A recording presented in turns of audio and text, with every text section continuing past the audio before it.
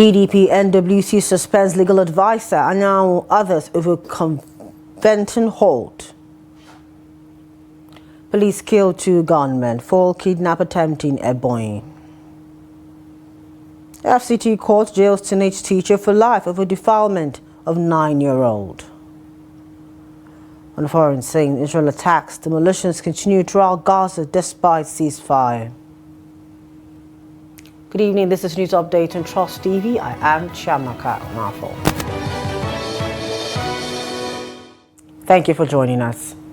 The National Working Committee of the People's Democratic Party has suspended the National Legal Advisor, Kamaldeen Ajibade, National Secretary, Senator Samuel Anyanmu, Deputy Legal Advisor, Okechukwu Osoha, and National Organizing Secretary Umaru Bature for 1 month following a court ruling that halted the party's planned national convention.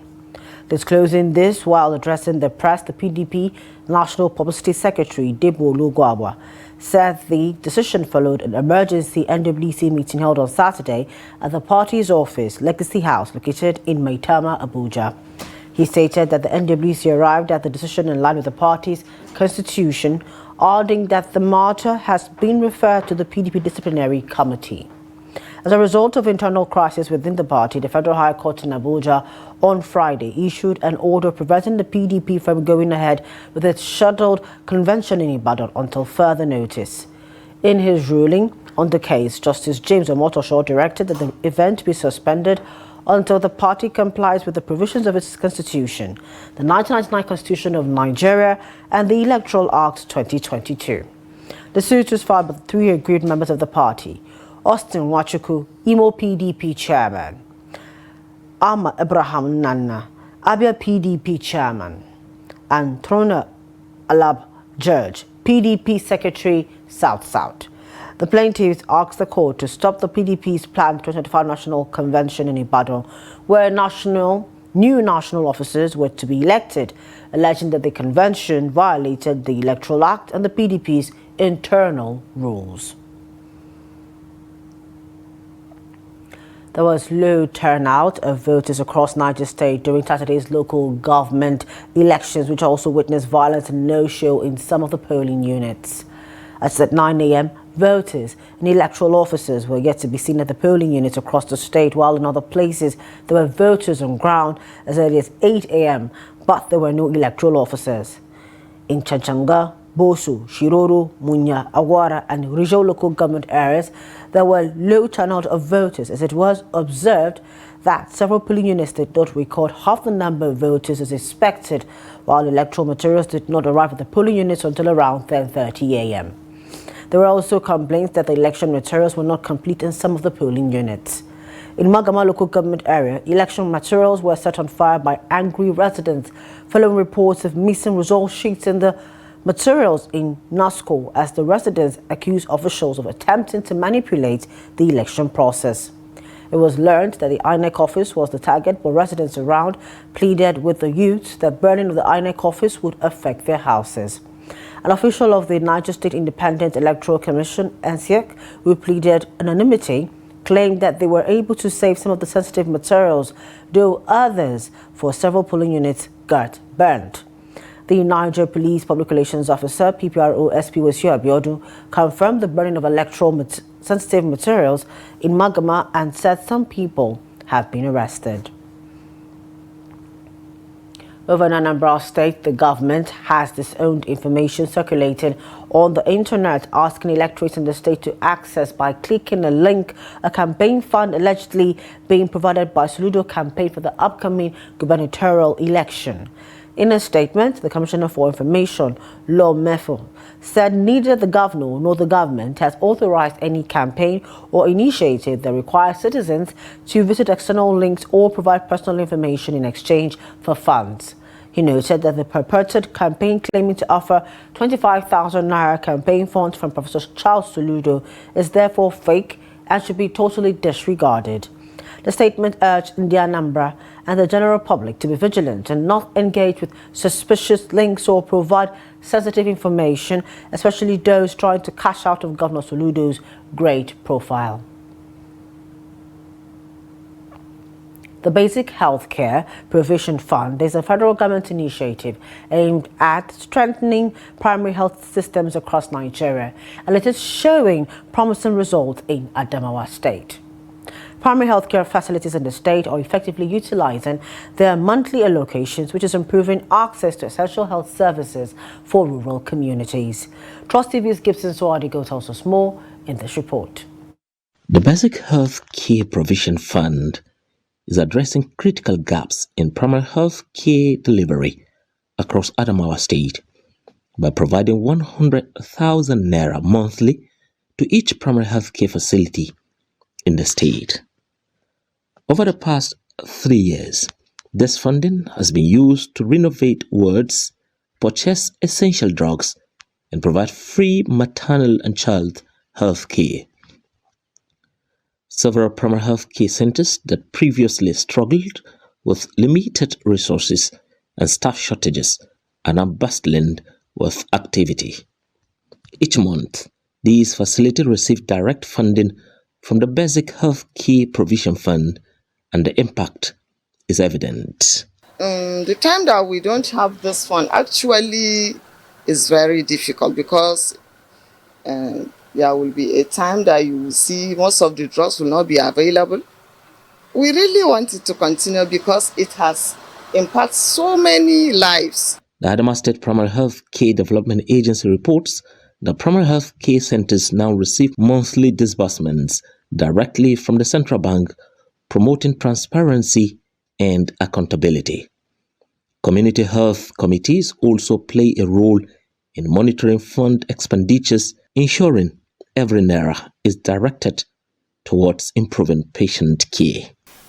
Indeed, it's a very commendable scheme where it pre-position funds so that those activities that ordinarily are not well funded, whether by state, LGA, or whoever owns the facility as federal, is not well funded, and it will be able to address these service delivery gaps that are very critical for quality delivery of primary healthcare services. Patient attendance at primary health care centers has more than doubled in the last 3 years. This significant increase indicates that the Basic Health Care Provision Fund is achieving its intended goals. Before the funds get to a state, the funds must be a central bank TSA account, so the money enters a central bank account. And from the central bank account, we call it direct facility financing. The sum of 100,000 naira goes to each primary healthcare facility, one per political ward. So in a quarter, each health facility will receive 300,000 naira. And the money is disbursed quarterly from national, then the NPSCDA gateway through the NPSCDA, then from the NPSCDA to the State Primary Healthcare Development Agency, from the State Primary Healthcare Development Agency to the respective primary healthcare facility. Many patients we spoke to off-camera remarked on the effectiveness of the project and expressed a desire for an increase in the monthly allocations of the Basic Health Care Provision Fund. Recently, the Health Ministry approved the release of 32.9 billion naira to primary health care centers across the country. This marks the third tranche of the year following 2 earlier disbursements. However, the funds are yet to be disbursed. Gibson Soadugo, Trust TV News, Yola. Over in the Boy State, operatives of the police command in the state have neutralized 2 suspected members of a criminal gang involved in kidnap attempt and separate operations across the state. In a statement on Saturday by the police public relations officer Joshua Okando, the command said the suspects were killed during a gun drill with security operatives at their hideout in Anyanmu community, Ishelu local government area. According to Okando, the operation conducted within the Anyanmu Idodo forest followed credible intelligence on the gang's activities in the area. Recovered from the scene were 1 AK-47 rifle, 2 locally fabricated Dane guns, 20 rounds of 9mm ammunition and 5 live cartridges. Another operation, operatives of the anti-kidnapping unit foiled a kidnap attempt on the mother of a prominent individual in Isata community, Isu, Onitsha local government area. 3 suspects, Monday Okorio, Nguta Friday and Simon Joshua, were arrested while 1 member of the gang escaped. The Nigerian Army says its troops have in the last 48 hours crossed several terrorist cells, rescued 17 kidnapped victims and apprehended 20 suspects through intensified offensive operations across the country. A military source at Army headquarters who confirmed the development on Saturday in Abuja said the operations were conducted simultaneously across the northeast, northwest, north central and south-south regions. According to the source, troops of the 192 Battalion, supported by the Civilian Joint Task Force, neutralized 2 terrorists during a fierce encounter with Islamic State West Africa Province ISWAP fighters at Hudugum village in Goza local government area of Borno State. He added the 3 terrorists identified as Fanamari, also known as Abu Dujana, Husseini Hassan Modu, and another trainee surrendered to troops in the Kokawa and Dumbo local government areas. The source revealed that the surrendered terrorists cited loss of confidence in their leaders and worsened conditions in their camps. In the northwest, the military source said the troops of 1 brigade foiled 2 coordinated kidnap attempts and rescued 11 victims along the Magami, Jangemi and Kucheri Bilbis routes in Zamfara State. He added that troops in the north central also apprehended 15 criminal suspects and rescued 4 victims during the clearance operations in Plateau, Benue, Nasarawa and Kaduna states. The Kebbi State Police Command has confirmed the suspected bandits abducted the Deputy Speaker of the State House of Assembly, Alhaji Muhammad Samaila Bagudu, in Bagudu local government area. The command's public relations officer, CSP Nephew Abubakar, discloses in a statement issued on Saturday in Birnin Kebbi, the state capital. According to Abubakar, the abduction occurred on Friday night around 8:20 p.m. when a group of armed men invaded Bagudu town and seized the lawmaker shortly after he had observed the Isha prayer on his way home. The police spokesman added that the command had swiftly deployed a joint team comprising police tactical units, military personnel and local vigilantes to pursue the abductors and secure the safe rescue of the Deputy Speaker. He further added that the Commissioner of Police in the state, Bello Sani, had reiterated the command's determination to protect the lives and property of residents across the state. Justice Osho Adebiyi of the Federal Capital Territory High Court sitting in Abuja has sentenced a 19-year-old school teacher, Abdullahi Abbas, to life imprisonment for raping a 9-year-old pupil in Kwale Area Council of the FCT. In a press statement signed by the National Press Officer of the National Agency for the Prohibition of Trafficking in Persons, NAPTIP, Vincent Adekoye, on Saturday, the agency described the judgment as another major breakthrough in the fight against sexual violence in Nigeria. According to the report, Abbas was working in one of the foremost schools located in Kwale and was a class teacher of the victim. On the 19th of March 2025, after school hours, he sent another pupil to call the victim from their home. He thereafter took the victim down the street where he lived and raped the male victim to the anus. The report indicated that despite the threat from the convict, the victim reported the incident to his mother, which led to his arrest by the police and the subsequent referral of the case to NAPTIP. He was arraigned on 2-count charges involving rape and sexual abuse and subsequently convicted on 29 October 2025. Reacting to development, Director General of NAPTIP, Binta Bello, commended the judiciary for the landmark judgment and the support of all partners in the prosecution of the case and the conviction of the offender. The National Management Agency has received 131 Nigerian returnees from Agadez, Niger Republic under the Assisted Voluntary Return Program supported by the International Organization for Migration in collaboration with the federal government. In a statement on X on Saturday, the agency said the returnees arrived through the Aminu Kano International Airport in the early hours of Thursday, 30th October 2025. They were received by NEMO officials in coordination with the National Commission for Refugees, Migrants and Internally Displaced Persons, the Nigerian Immigration Service and other critical stakeholders. End of quote. According to the agency, the NIS conducted biometric registration and documentation to ensure proper identification and support for reintegration. The statement added that the returnees were subsequently conveyed to the Nigerian Immigration Service Training School, Kano, where further profiling continued on 31st October 2025. Providing a demographic breakdown, NAMA said the 131 returnees comprise 118 male adults, 4 female adults, 2 male children, and 7 female children. We go over to Taraba State, where residents of the capital, Jalingo, have expressed concern over the failure of security operatives to recover their stolen phones, despite several reports made to the authorities daily. They are calling on the police and other relevant agencies to step up efforts in tracking and retrieving the missing devices. Here's more in this report. Some residents who spoke to our correspondent frowned at what they described as the lack of commitment by security personnel and urged them to be more proactive in tackling phone theft across the state.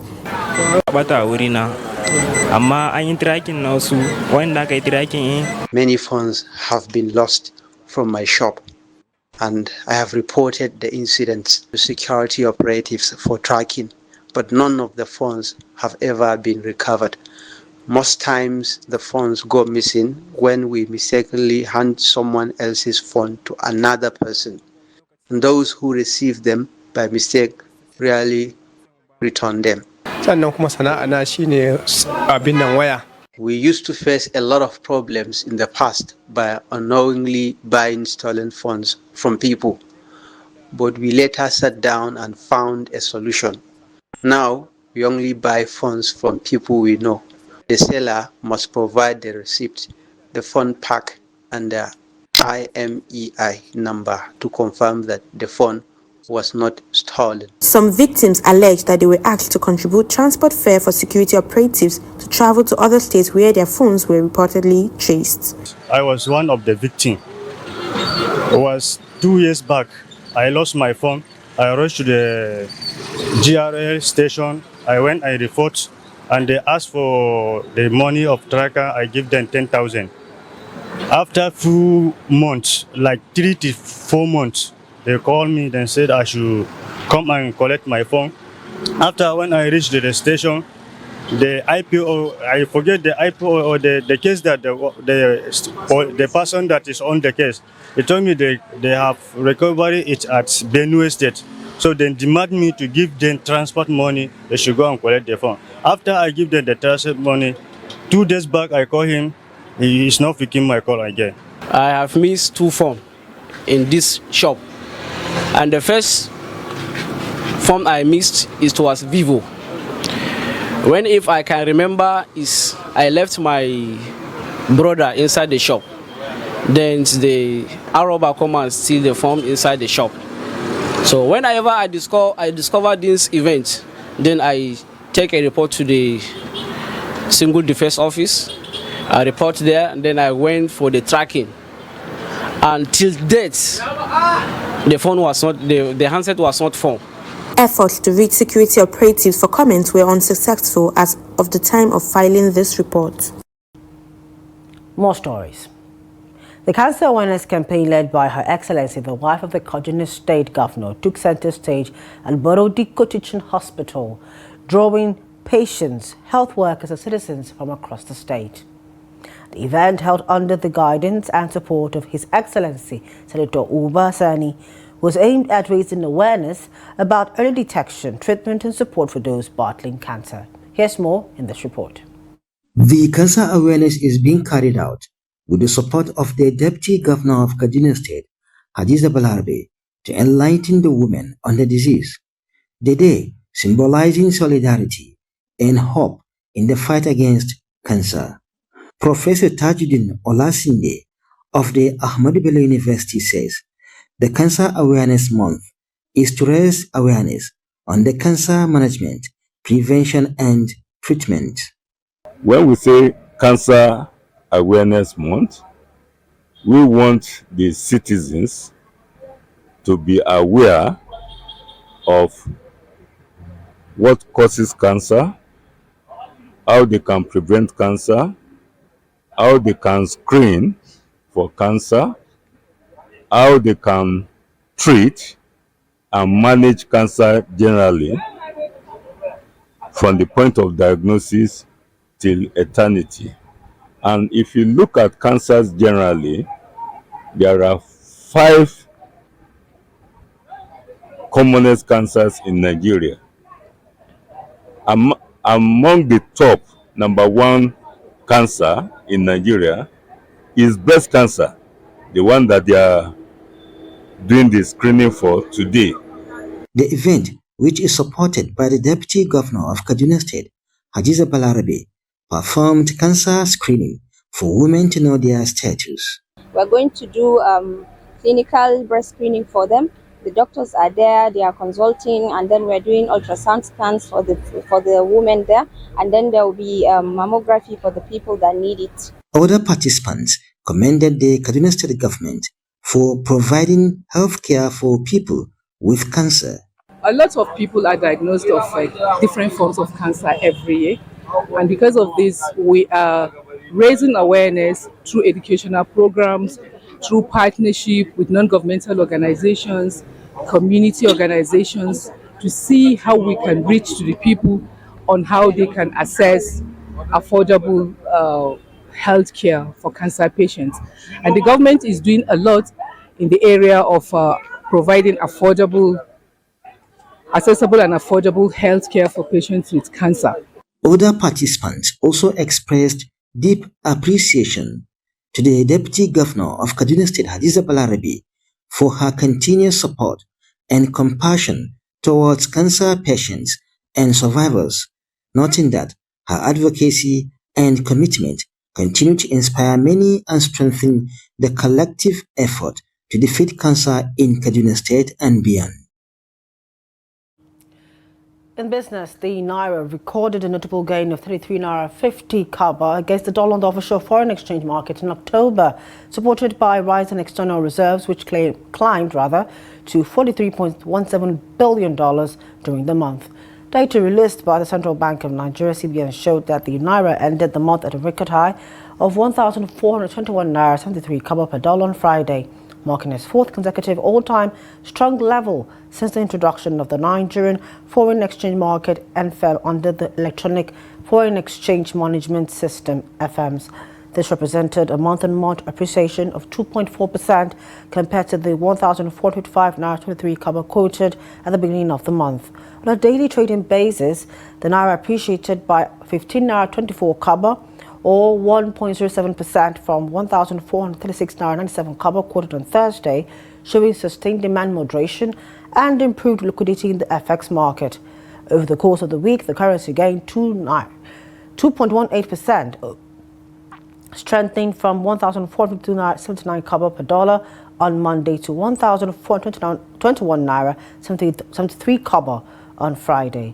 In the parallel market, also known as the black market, the Naira closed the month at 1,455 Naira per dollar, maintaining the same level recorded at the start of October. Meanwhile, Nigeria's external reserves rose to $43.17 billion as of October 30, 2025, marking a 1.8% increase month-on-month from $42.40 billion at the beginning of October, according to the CBN data. Away from Nigeria, Israeli fighter jets, artillery and tanks have shelled areas around the Khan Yunis, Gaza, second largest city in the territory's south, despite the ongoing ceasefire. Local residents reported that Israeli forces continue the demolition of residential buildings in the Bureij refugee camp in central Gaza and northern Gaza City as quadcopter drones were seen dropping grenades. Israel allowed a team from the International Committee of the Red Cross, accompanied by Egyptian engineering equipment, to enter areas beyond the Yellow Line. Truce demarcation in the town of Bani Suhaila, east of Khan Yunis, to search for the bodies of Israeli captives believed to have been killed in the area. It was the second time Israel has allowed Hamas members, accompanied by equipment, to enter areas beyond the so-called Yellow Line. The fragile truce faced its biggest challenge earlier this week when Israel carried out strikes across Gaza that killed more than 100 people, following the killing of an Israeli soldier in Rafah, Gaza's southernmost city, and the incomplete return of captives. And finally, in sport, the Premier League has confirmed that only one match will take place on Boxing Day this season, marking a major break from the long-standing tradition of a full round of festive fixtures. Manchester United will host Newcastle United in the lone encounter, the fewest top-flight Boxing Day matches in 43 years. According to the Premier League, the decision stems from mountain shuttling pressures caused by the expansion of European club competitions, which have forced adjustments to the domestic football calendar. The revised structure has reduced the competition to a 33-weekend format, down from previous seasons, though it still maintains its traditional 318-match total. With only 5 midweek rounds permitted, the league has had to spread fixtures across December 27 and 28 instead of staging a full Boxing Day lineup. Officials have assured fans that the full Boxing Day schedule will return next season when the date falls on a Saturday. Boxing Day football has long been a hallmark of English football, offering fans a festive feast of drama and rivalry. That ends news update at this time. For more of our news programs and documentaries, do well to follow us on social media platforms and our YouTube live stream. I am Chiamaka Nwafo. Thank you for joining us at this time. Good evening.